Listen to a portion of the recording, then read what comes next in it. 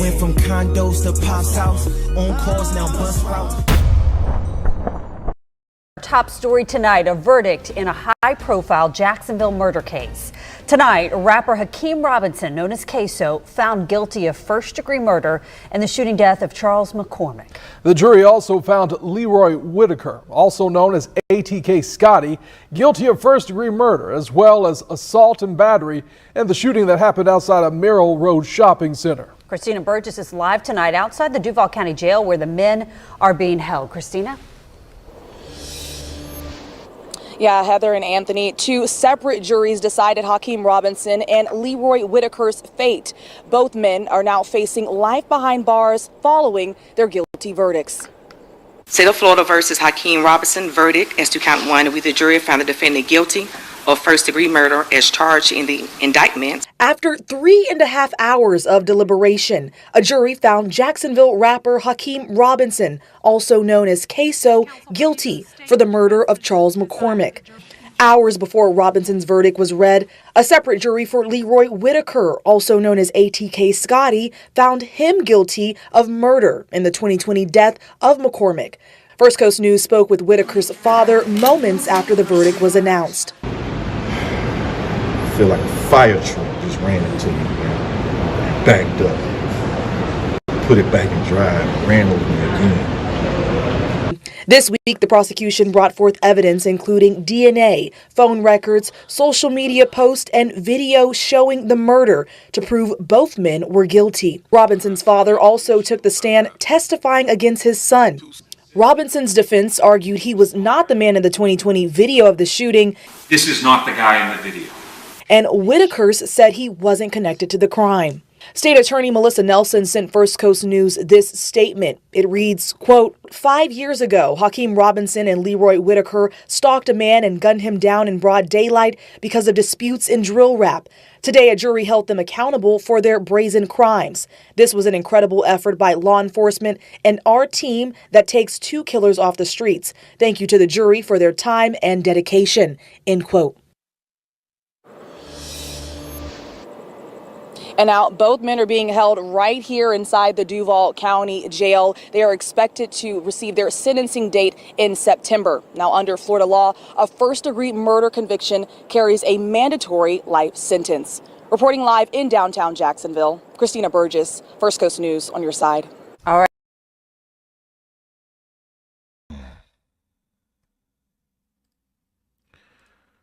Wow. This is bad. This is bad. I mean, but if you want to be transparent, what do you expect after you take someone's life? What do you expect after you take someone's life? I hate that these are young black men who didn't have guidance, who didn't have support in their life. I hate that we got to continue to see this over and over again.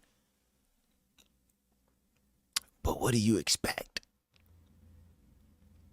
So, as you all see, Hakeem Robinson, also known as KS00, KS00 is in a picture, and his father is on the other side. KS00, he was a part of a group called ATK that is actually led by the rapper Young and Ace, who is a very popular rapper from Jacksonville, Florida. So we seen KS00 was found guilty on first-degree murder charges. First-degree murder charges. Sad, man. Sad. So just and this is a very, very important story that I want all of you to pay attention to, right? Because we are seeing this a lot more nowadays, especially in the black communities, the hoods.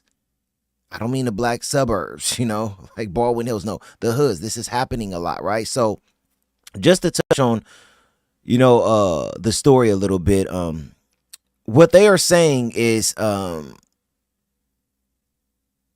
basically KS00 and his friend, right? who you see he also got convicted as well, was seeking revenge for the death of one of his family members. And they got some information on where their op, who went by the name of Charles McCormick, was going to be at. Right? Charles was actually leaving a job interview at a temp agency. And when he walked out, he was ambushed by KS00 and KS00 partner. His partner, Leroy Whitaker, a.k.a. Scotty, right? So they ran up on him and shot him multiple times, including in the face, blowing his face off and killing him immediately. And I say blowing his face off because if you have time, you could go look for it. But if you want to, right? But if you listen to the police call, the 911 call on that day, when the owner of the agency was calling, to report what happened, she went outside and looked at him, and she said half of his face was blown off. Half of his face was blown off. Oh man, this is crazy. So for those who didn't know none of that, that's basically why he was found guilty, and my condolences and prayers go out to the family of Charles McCormick. I actually believe he had a daughter too. And, it's sad because he did a video with his daughter right before he was killed. So this is a very, very sad story, and seeing all of these young brothers just lose their life, man. Come on. I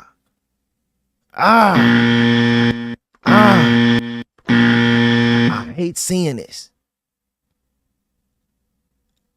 All of these young brothers just lose their life like this. You see cases like this. Oh, there go another 5. Oh, there go another 2. Because I count the individual who did the murder and is going to jail for life or 30 years, 35 years. I count that as a lost life too. So you be looking at this situation. Oh, there go another 2 brothers. Oh, there go another 5. There go another 10. Because sometimes you get RICO cases. It don't stop. So, and when it come down to his dad, who's Abdul Robinson, aka Blue, whom was very much involved in the streets as well. He's the one who picked KS00 and his partner up after the murder, and he basically took the stand as well, to tell or snitch on his son. That's deep. It's very deep, But before we get into that, I want to touch on KS00 a little more, right?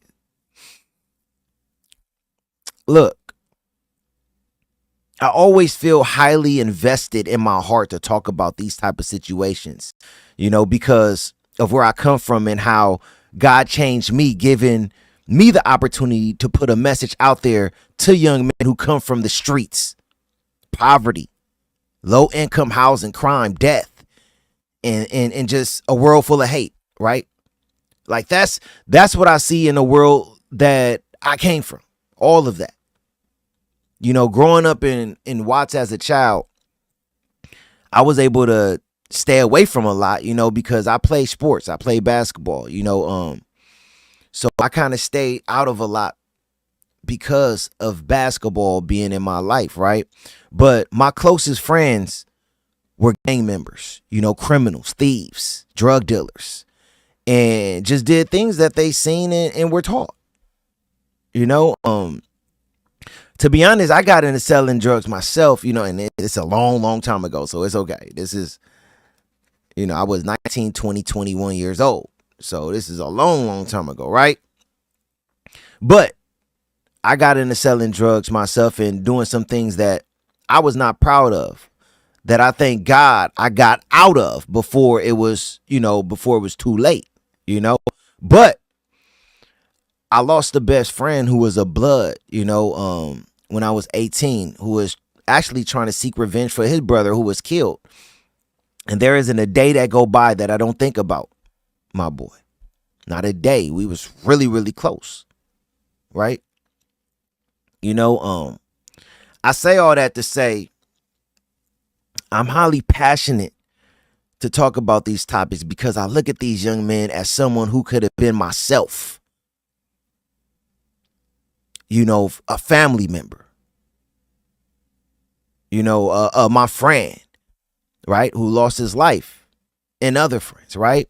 And the only way that we can stop the next young queso out here from destroying his life is by talking about these stories and letting the older men of God out here know they need us.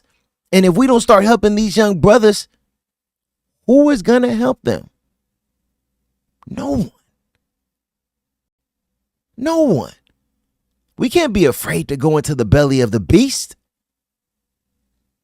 We can't get out and then say, I'm good. I'm just going to praise God in my corner and stay to myself. Or I'm just going to go to church, praise God there. You come there, great, and I'm good. No. We have an obligation, a responsibility. Right? We do. Because as black men, they already look at all of us like we're dangerous.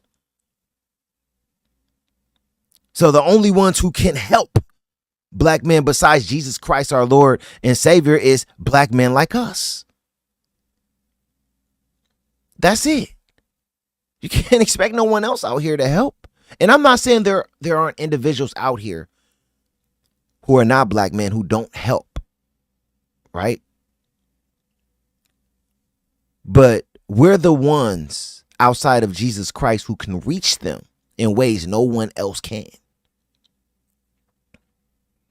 You know, I got a cousin right now fighting a murder charge in Atlanta. You know, and we can't just sit back, you know, and when these young boys or laws get caught up, because that's not normal, man. We can't just sit back when they get caught up. We cannot sit back and do nothing.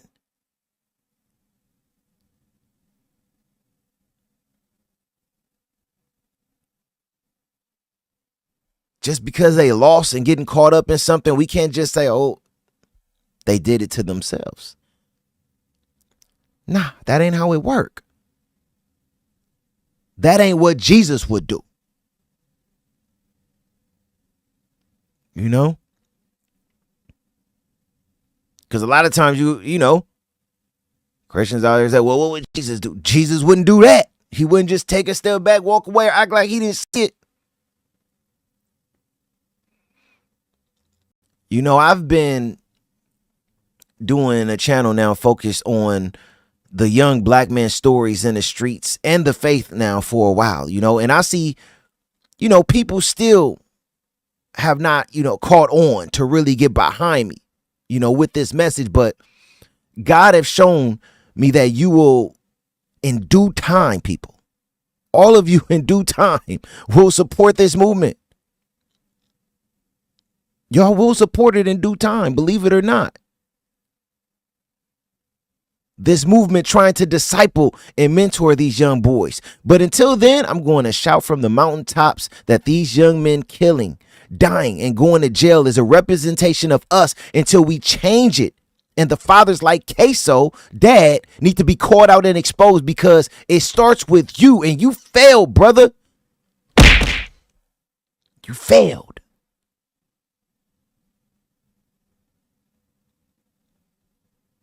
You failed. As a father, you failed. I'm going to call it out. I don't care what people try to tell me. Oh, you don't got kids yet. You don't know better. Oh, you don't understand. I don't care what you call it. I'm going to call it out. He failed as a father. I know what failure look like. And he failed. It doesn't mean that he cannot turn his life around and get his life right with God and try to, you know, his son is locked up for life. So, I mean, you turn your life over to God, you could try to make it right with your son while he in prison and tell him to turn his life over to God, even after you snitched on him. Man, God could do a lot. So I'm not saying his dad can't turn his life around. It's never too late until you're not here. All I'm saying is that his pastime in the past, before now, he failed.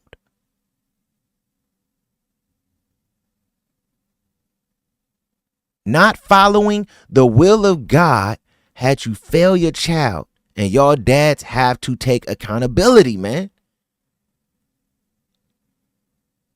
When you see all these young men going out here thinking that they gonna get away with murder, killing, and then doing drill songs and got guns in the videos and everything like that, all the dads for them boys, y'all failed them. I'm sorry, I'ma call it out. Call me what you want. That's a description of failure. You can make it right. Go pull them up. Do what you got to do. That's your child. That's your seed. But man, somebody got to take accountability, and it don't always just got to be them who take accountability. Yes, they have to as well. But come on, we're going to sit back and say, as fathers, as uncles, as mentors, we have no accountability. Are we really going to sit back and do that? We that weak as men to sit back and say we not going to take accountability because it wasn't us? Man, come on, man. Wrong answer. We should always take accountability. That's what men do.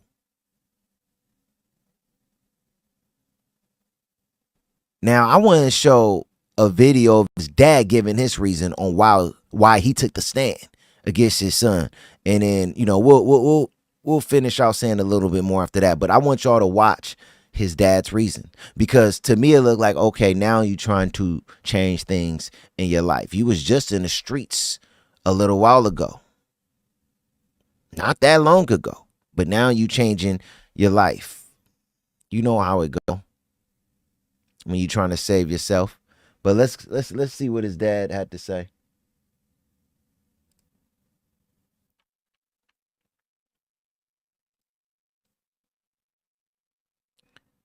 See what his dad had to say. And again, this is KSO's dad who took the stand to basically snitch on his son because he was the one who picked his son up after the murder. Right? Knew what he did and everything. Tried to even help him cover it up. But he decided to save himself. He decided to be selfish, not selfless, and save himself. So let's hear what he had to say. Sitting here today, you realize that you are testifying against not only co-defendants, but family members. Yes. Why are you doing that? I have a number of reasons. And what are they? I got some health issues. I got 2 6-year-olds and an 8-year-old daughter.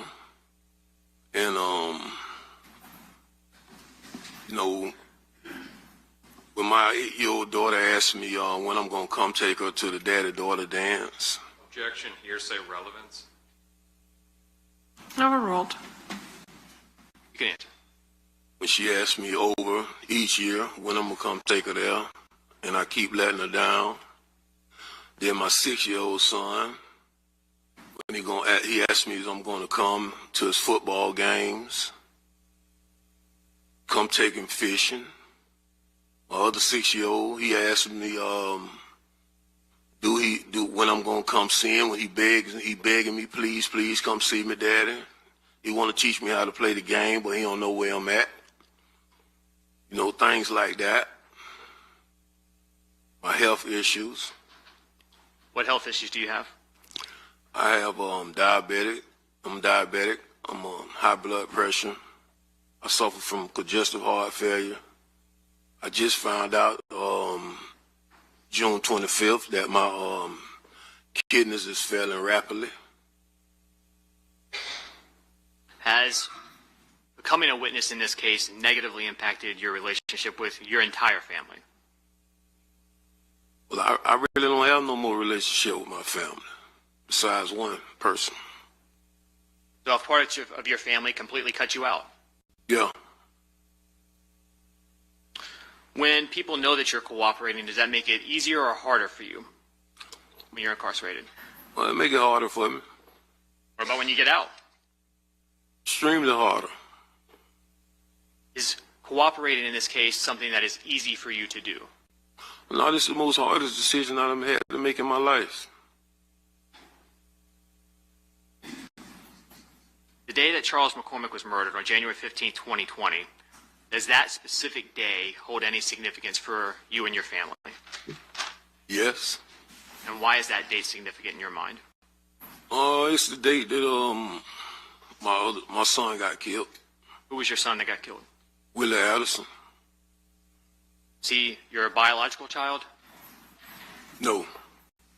Do you still consider him to be your son? Yes, I consider him to be my son. Did Willie Addison have a nickname? Yes. What was that? Lil Willie, Boss Goon.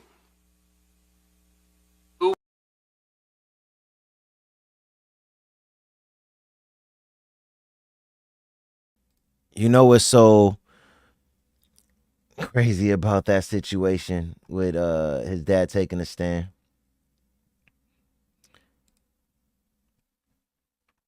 Now, which, like I said, his life isn't over, so you always have an opportunity to change things, right? But I think that people have a right to ask him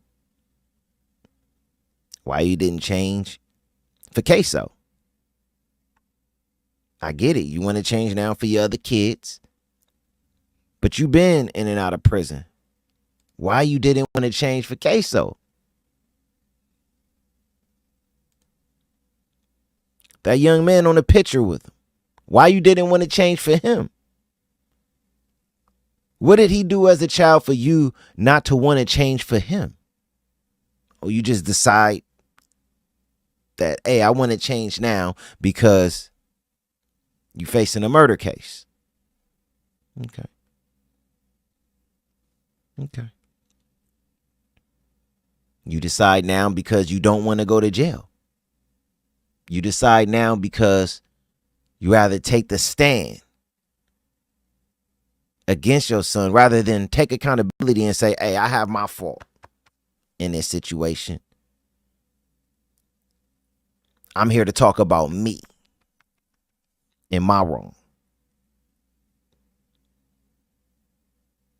You know, I was listening to some of the trial and he even brought up certain things that I'm like, you didn't even see that.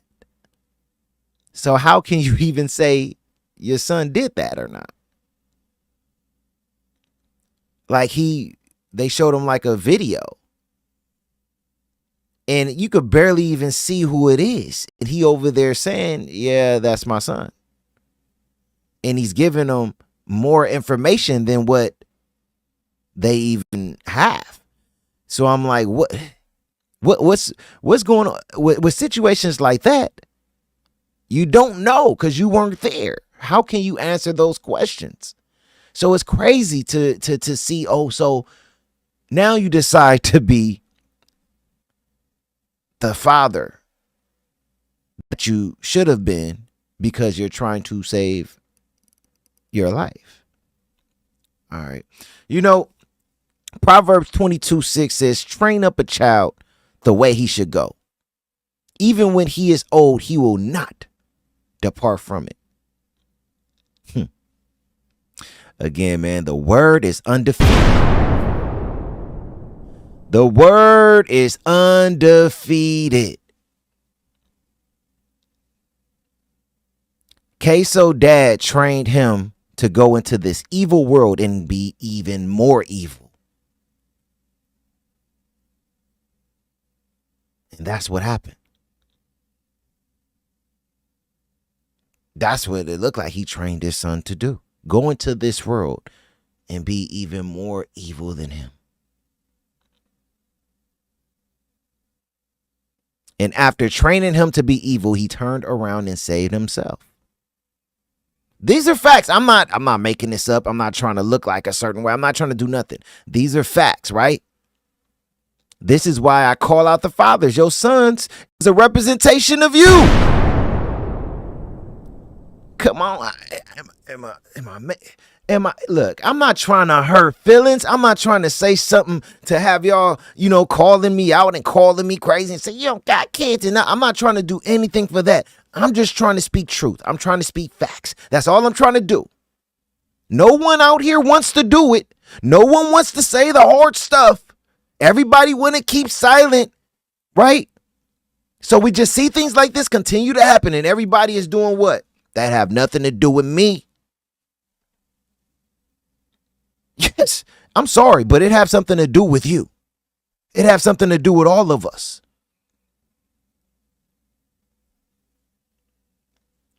You know why? Because at some point in time in your life, you will be affected in some type of way if you have a black son in your household. Or if you a black man yourself, you're going to be affected in some type of way. You can't run from it forever. So I'm not trying to hurt no feelings. I'm not trying to have anybody look at me like I'm crazy and all this type of stuff. But I'm sorry, your son is a representation of you. Men, you got to understand that when I have a son, no matter how wild, crazy, bad, whatever he is, which I'm make sure my son ain't turning on like that. You better know. You better understand. He'll be in a boot camp before any of that happened. Straight up, right? But I'm saying, we have to understand, no matter what, our kids, our sons is a representation of us. They got that from us.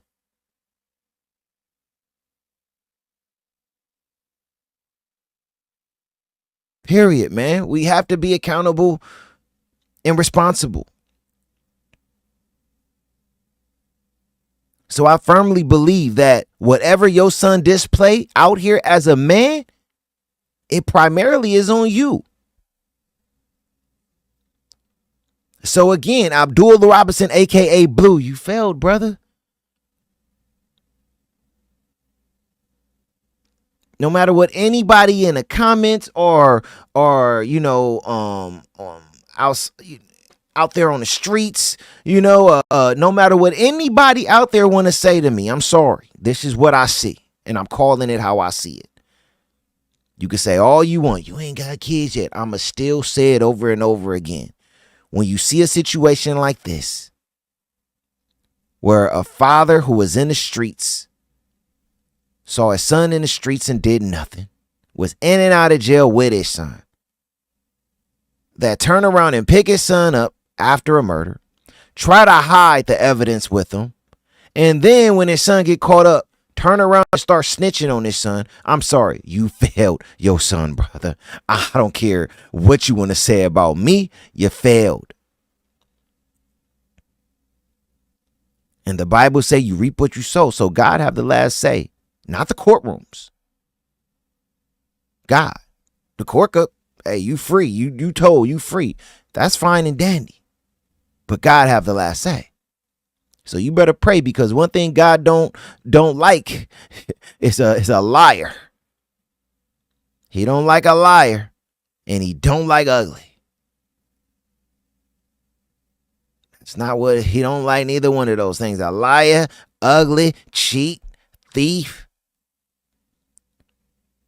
A man who is not being there for his son, in fact, taking his son down, God don't like none of that. And this was ugly. I just want to end this by saying, fathers and men of God, we have to do better, because this isn't the way. And that goes for all of us. I even put myself in that as an uncle, as a mentor, as a man of God, as a disciple. I even hold myself responsible. We all got to do better. I had to show 'em that I wasn't